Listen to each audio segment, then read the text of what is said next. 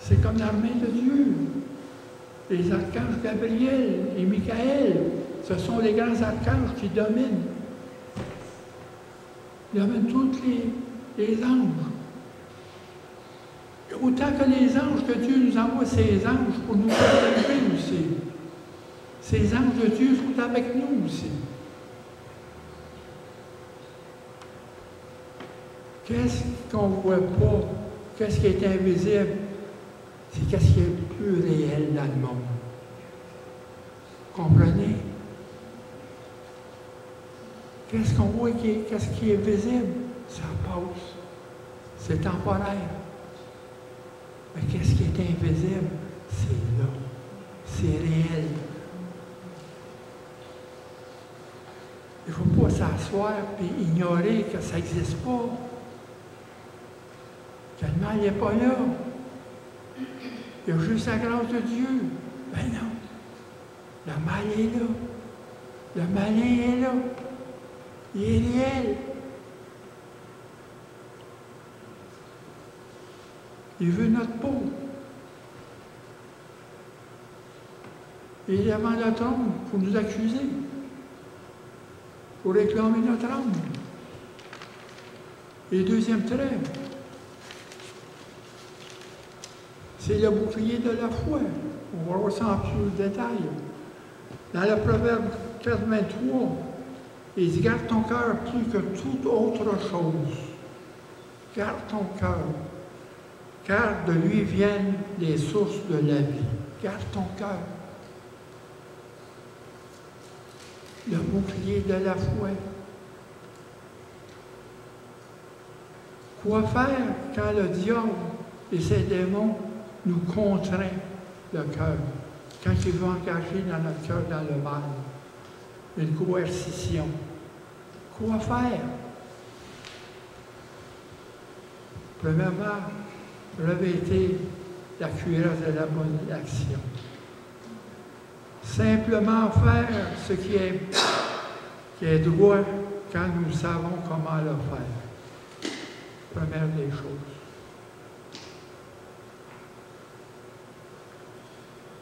Et obéissance à la vérité. Et à la direction du Saint-Esprit qui est en nous.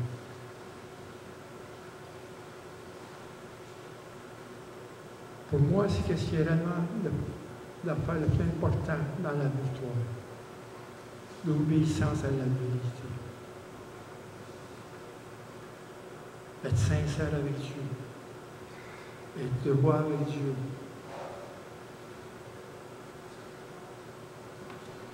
J'ai tombé dans 2 Pierre, verset 1, chapitre 1, verset 3 à 10.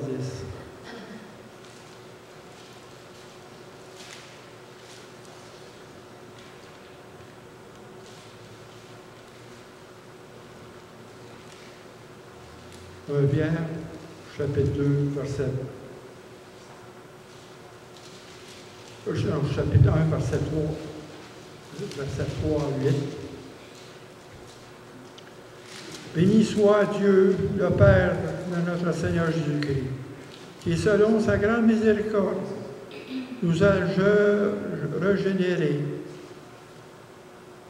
par une puissance, par une espérance vivante, par la résurrection de Jésus-Christ d'entre les morts, pour un héritage qui ne peut ni se corrompre, ni se soucier, ni flétrir, lequel nous est réservé dans les cieux. À vous qui, par la puissance de Dieu, êtes gardés par la foi pour le salut. Par la puissance de Dieu. Et gardés par la foi pour le salut. Quand on parle d'un bouclier de la foi, c'est le bouclier que Dieu nous a donné, la foi. Prêt à être révélé dans les derniers jours.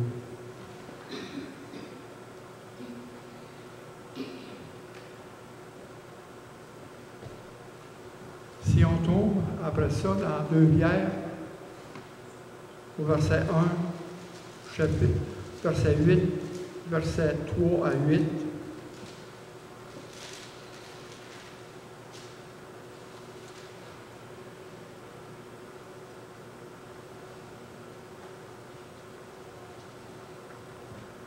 comme sa divine puissance nous a donné tous ce qui contribue à la vie et la vérité, sa divine puissance.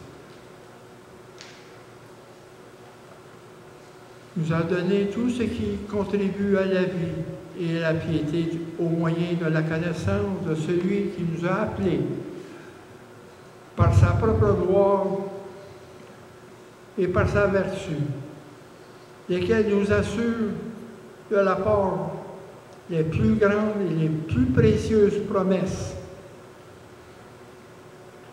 afin que vous deveniez participants dans la nature divine, en fuyant la corruption qui existe dans le monde. Je répète, lesquels vous assurent de la part les plus grandes promesses, les plus précieuses promesses, afin que vous deveniez participants à la nature divine, en fuyant la corruption qui existe dans la vie.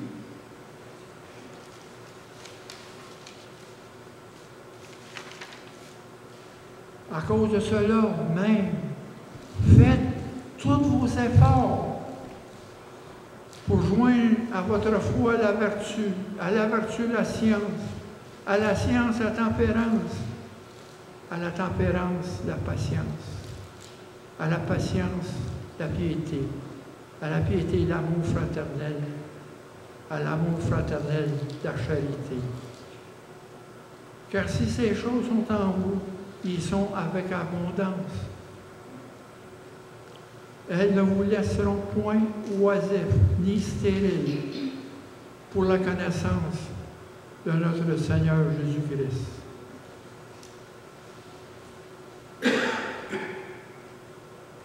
Oui, protégez le cœur contre le mal quand nous savons comment le faire. Il faut le protéger. Nous avons cette puissance qui est en nous, cette puissance divine. Participant de la nature divine veut dire notre participation même, c'est à la nature même de Dieu. Elle est une autre description de la nouvelle naissance à laquelle nous recevons la vie de Dieu. Sa puissance divine, au verset 3. Comme sa divine puissance nous a donné tout ce qui contribue, sa divine puissance, sa nature divine qui est en nous.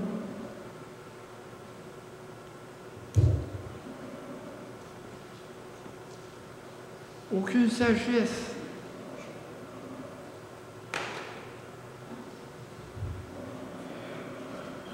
technique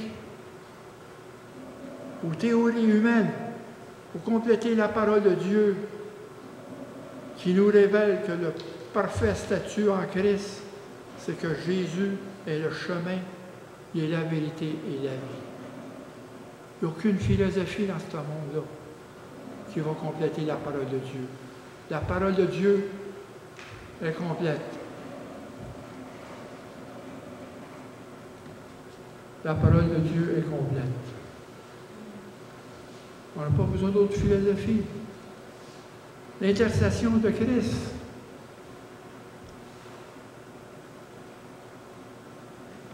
En notre faveur, dans les cieux, la présence du Saint-Esprit en nous, le baptême dans le Saint-Esprit, la parole inspirée de Dieu, tout cela suffit pour répondre à nos besoins.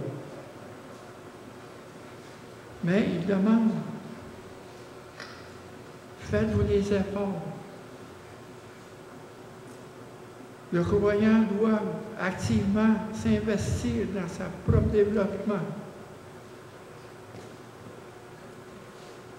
Dans Philippiens, au chapitre 2, mettez ça ensemble, versets 12 et 13. Bien-aimés, ainsi bien-aimés, comme nous avons toujours obéi, travaillez à votre salut. Travaillez à votre salut. Avec crainte, tremblement, non simplement en ma présence, mais bien plus encore maintenant que je suis absent. Car c'est Dieu qui produit en nous le vouloir et le faire selon son bon plaisir. Qui produit en nous le vouloir et le pouvoir selon son bon plaisir. Nous devons travailler à notre salut jusqu'à la fin. C'est un combat. C'est un combat.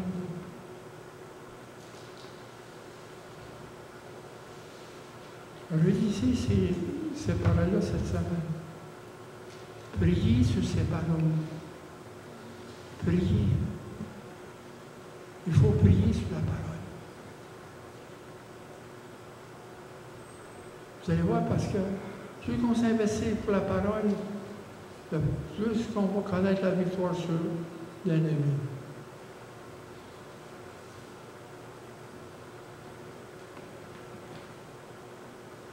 Seigneur,